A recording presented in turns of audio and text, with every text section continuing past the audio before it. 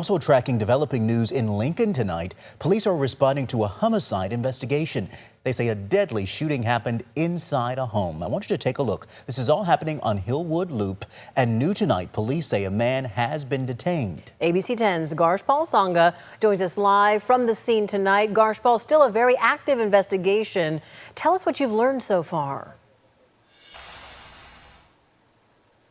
Yeah, Chris and Laura, active. We're 5 hours into this investigation when that call first came in, and right now detectives are trying to piece together exactly what happened.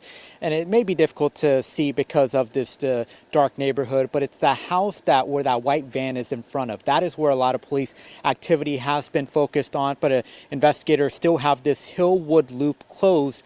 And here's what we know so far. Lincoln police say it all unfolded just before 6 tonight. When officers got here, they found a man suffering from multiple gunshot wounds, and he later died. Not much is known as to what led up to this incident, but Lincoln police believe the person shot and the person who fired the gun knew each other. And at this time, police say the person who fired the gun is in custody and is cooperating as detectives piece together how everything unfolded. We're not looking for any suspects at this time. Obviously that could change later, but we believe that everybody involved is contained at this time, and there's no outstanding threat to the community right now. And police stress this appears to be an isolated incident, and they also say this shooting is not connected to a shooting in December that happened on the other street called Earlton Lane.